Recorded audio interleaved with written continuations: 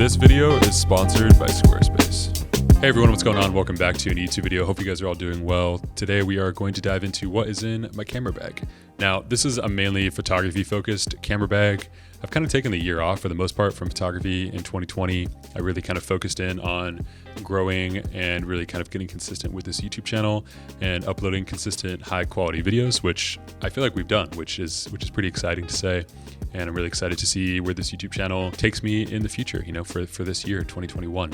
But I'm going to be really focusing in a lot on taking pictures this year. And I'm really excited to get back into it and really, shoot the kind of stuff that I really want to be getting hired for, and also just create some really cool personal work as well. I'm really excited to bring you guys along with me. But as you'll see in this bag specifically, this is really only photography stuff. I obviously have filmmaking equipment as well, and I could do a separate video on what we use to make the videos for this YouTube channel. But this is a mainly photography focused bag, and I'll kind of explain the kinds of things that I use and what I use them for. For the most part, you're going to see that this is a pretty simple bag, in terms of the equipment that's in there. I really like to have a minimal setup, for lack of a better word. I don't like bringing a lot of lenses if I don't have to. And I really try to keep things pretty bare bones in terms of the equipment that I'm bringing, and really only bring the necessities. So with all that being said, let's go ahead and jump into my camera bag. I'm going to explain to you guys the gear that I have and why I love using it. Okay, so first and foremost, we have all the different bags that I use. Now, I'm a big fan of Peak Design, as you guys can probably see. And these are kind of the three main bags that I use, and I use them for different purposes and different kinds of shoots. Now, the first bag that I use is this Peak Design, I think it's called a messenger bag, or the everyday kind of carry bag, something like that. And I love this bag. I mainly use it for when I'm out, mostly for personal reasons, and I can throw a camera body in here, maybe a couple lenses, and really that's about it. Maybe I'll throw my iPad in here for a quick weekend trip. And I really love how light this bag is, and I can fit a lot of stuff in here. This is the 15-liter version, and I'm really happy with, overall what I can fit in here. It's really comfortable. And it doesn't scream that it has camera gear, which I love about Peak Design. Their bags, they're not very flashy, but they get the job done, and they're really well built. So this is kind of the smallest bag that I own in the collection, and I really love it. Overall, it's just a great size for small weekend trips, and really, any kind of shoot where I just really need to bring one camera and one lens, or maybe two lenses. This bag is perfect for that. All right, so moving on, I also have the Peak Design Everyday Backpack. This is the version 2 collection, and this is the 20-liter version. And I'm really happy with this bag. I love that, it's a backpack, but it's not as massive as my main camera bag. So if I want to just bring a little bit less gear, this fits, enough stuff where I can get the job done, but it's not massive. It doesn't take up a ton of space. And it's overall just really well built. I can fit my laptop in here, multiple lenses, cameras, tons of accessories, really anything that I, could need can for the most part fit in this bag, which is really nice. I would say I use this probably 30 or 40% of the time. I mostly use my main big camera bag, which we'll talk about in a second. But overall, I'm really happy with this bag. I do use it quite a bit, and I find that, it fits everything that I need it to.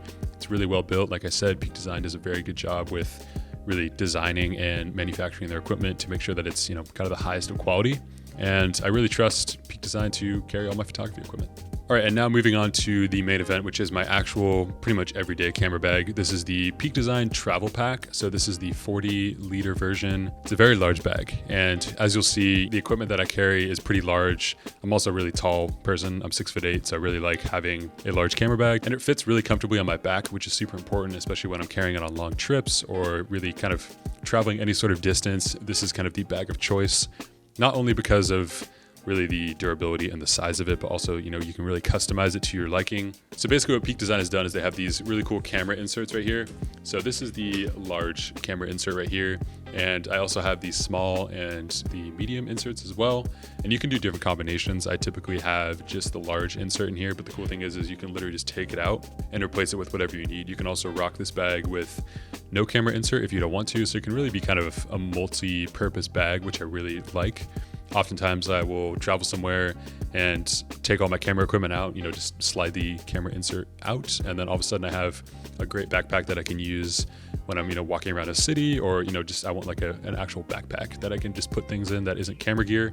So it's really multifunctional, which I love. And I've been using this bag for many years. I'd say probably 2 or 3 years at least now. And I have no complaints. It is easily my favorite bag I've ever bought. Now you're probably wondering why I have 3 camera bags, and honestly for me, each camera bag really does do a different kind of thing that I need it to do. This camera bag this is mostly my kind of go-to travel backpack. if I'm going on any sort of long trip or anything where I need to carry a lot of gear and extra cables and laptops and all that fun stuff, this is the perfect bag. And honestly, I have absolutely no complaints. But a lot of time this is overkill, especially when I'm just shooting here in LA. Maybe I want to take something a little bit smaller. Those other two bags are perfect for me because I can really mix and match and figure out what I'm going to actually need to carry on a specific shoot, and then kind of figure out which bag works best for that. But as I said, this is kind of my main camera bag, and this is what I use the most. All right, so first and foremost, we are going to be talking about my main camera body of choice. Now, I've gone through many different digital cameras over the years. I used to have a Fuji GFX 100, which many of you have commented and asked if I sold it, and if I did, why I sold that camera. And honestly, it just didn't really fit my workflow. And I loved the images that came out of that camera, but it was honestly just a little too clunky for the way that I like to shoot. So I went ahead and went back to Canon, and I picked up the Canon EOS R5. Now, I've already done a video review on this camera, and I want to do kind of a long-term review once I've shot a little bit more with it. I haven't really shot a lot of images, obviously just because there's a pandemic going on, and I can't really get out and shoot as much as I would like typically. But this camera is incredible. The 45 megapixel sensor is just so clean and crisp. Canon obviously has amazing colors, and they're really easy to manipulate in your preferred editing program of choice. But I just, overall, this is the best workhorse mirrorless camera that I've found to date. And I love everything about it. 20 frames per second if you need it, mechanical and electronic shutters, and the dynamic range is pretty incredible. I love the RF mount. Kind of converted all of my lenses to RF mount. We are filming on the Canon C70 currently, and that is also RF mount. So it's really nice to be able to kind of go back and forth with lenses between the C70 and also the R5. I also have the battery grip on here, which I love. I really prefer shooting with a larger body, and I love the ability to have the vertical grip as well as the horizontal. And overall, I'm just really happy with this camera. I think a lot of people want to hate Canon products when they come out. They don't think that they've done enough. They don't think that they've innovated enough. When at the end of the day, I really only care about image quality and, performance. Is it going to be able to keep up with the kind of workflow that I need it to do? And so far, the Canon R5 really is the perfect camera for me. I'm really happy with the images I'm able to get out of this camera. And overall, I don't really see myself switching to anything else anytime soon. I'm really just happy with it, and I'm happy with Canon as a whole. And the Canon EOS R5 is my go-to workhorse digital camera currently. All right, so moving on now to lens choice for the Canon EOS R5. I typically honestly only use one, maybe two lenses with this camera. The Canon 28-70 f2 lens honestly is kind of my main workhorse lens when it comes to taking pictures. I've already reviewed this lens. If you guys want to check out that review, I will link it down below. But honestly, this lens is really all that I need for the most part. The 28-70 millimeter focal length is pretty perfect for me. That, kind of range of focal lengths. 28 sometimes isn't quite wide enough, which is also why I have the Canon 15-35 RF lens. So if I need something wider, I can use that lens as well. But overall, between these two lenses, I don't really see myself needing anything else for the most part. I could see down the road getting something like a 7200 or an 85mm for kind of more telephoto shots. But for the most part, this is the lens that I really like to use with the R5. I just think it works really well, and the images are incredibly crisp. Also, the ability to stop down to f2 is kind of unheard of on a zoom lens, which is kind of why I hopped on this so quickly. I've actually converted a lot of people who were interested in potentially picking up this lens. They bought it, and a lot of people just use this lens on its own. And I think that's something that people are going to be wanting more and more is, we don't want to carry tons and tons of lenses with us. And for me, this one zoom lens can kind of take place of multiple different prime lenses, and it's just as sharp. You get the nice shallow depth of field at f2, and it's a great kind of range of focal lengths that you get to work with. So overall, very, very happy with this lens, and it's kind of my go-to lens, honestly, when I'm taking pictures on the R5. So as I said before, the Canon R5 really is kind of my go-to workhorse camera in terms of digital photography, but I often bring along a film camera or two with me as well. And in this case, when I'm shooting portraits, for the most part, I will bring the Contex 645. Now, you guys have seen me shoot with this a few times on this channel, and I absolutely love this camera. I really love the 80mm f2 lens on here, which is incredibly sharp. It really allows for amazing depth of field, and the 645 format works really well for shooting portraits because you get 16 shots instead of 10 on a 6x7 camera. Now, obviously, you don't get as big of a negative as you would on a 6x7 camera like my Mamiya 7, but this camera is perfect for portraits, and I shoot a lot of portraits on this camera. I'm really happy with overall the image quality and how sharp everything is. I mean, the lens is incredible on this camera. And I typically shoot Portrait 400 for the most part in this camera, and overall just really happy with it. I think I'll be shooting a lot more portraits with this camera hopefully this year, so stay tuned for that. But overall, incredible camera, and I typically bring this again if I'm shooting portraits. So to go with that Contax 645, I typically will bring a light meter as well, just to make sure that the readings in camera are matching, the readings I'm able to get on the light meter itself. Oftentimes the Contax will underexpose a little bit, so I want to make sure that I'm getting an accurate reading. That's why I bring along a light meter. This is the Sekonic L358 model, and I picked it up for a couple $100. Very happy with it. If you guys are looking for a light meter, there are definitely cheaper options out there, but this one's pretty great and I'm happy with it. Typically whenever I bring any sort of film camera, whether that be medium format or 35mm, I just like to bring along the light meter just to make sure that I'm getting an accurate reading and I don't mess up any of my scans. All right, so I know I said this is mainly a photography focused kit, but I did want to plug my favorite ND filters that I've ever used. Now, the Canon C70 has built-in ND filters, so we don't use them a lot on the C70 for the most part, because obviously built-in ND is the clearest that you're gonna be able to get. But I can't recommend the Polar Pro variable ND filters enough. These are the brand new Peter McKinnon VNDs with a Pro Mist filter as well built into the actual filter, and they're incredible. Thank you to Polar Pro for sending these out to me to check out, and I'm honestly so happy with them. Everything that they make is extremely high quality and so durable. I've used their original variable ND filters for many years, and I was really happy with those. So when they came out with these new ones with a Pro Mist filter built in, obviously had to give them a try. Very happy with the overall color and the sharpness of the actual image, even with these on top of the lens. And I just think that has a really cool look. If you guys want to check out these variable ND filters, I will leave a link down in the description below. All right, and finally here I have my kind of Peak Design tech pouch. Now, this is probably one of my favorite things, honestly, in my camera bag, just because it keeps everything nice and organized. When I saw they came out with this, I instantly pre-ordered it along with the travel pack as well. And essentially what it does is you're able to unzip it like this. And then it kind of opens up origami style, like so. And I think that the coolest part about this, honestly, is how much stuff you can actually fit in here. I kind of have tons of stuff in here, including these memory card readers, which I would highly recommend if you guys are looking for a new card reader. These pro grade ones are pretty incredible. I have the CF Express as well as the SD card readers. And the coolest thing is, honestly, they're magnetic like this. So you're able to kind of stack them on top of each other. And I've never had a transfer issue whatsoever. They're really quick and USB-C. So if you guys need memory card readers, these are pretty fantastic. I always bring them with me wherever I go.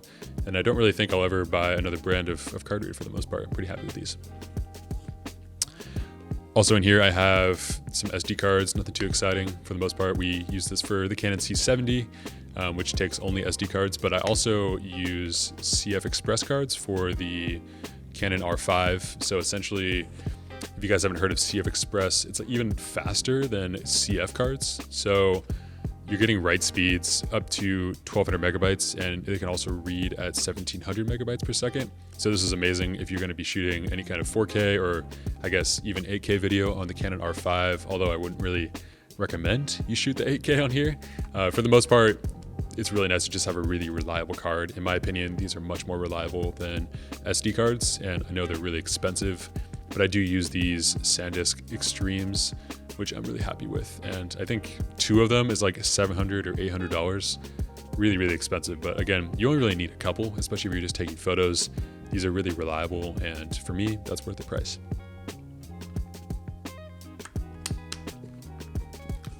Also in here, I have just a bunch of random things like AirPods Pro. I also have a small rig kind of multi-tool that I use obviously for tripod mounts or really anything that I need.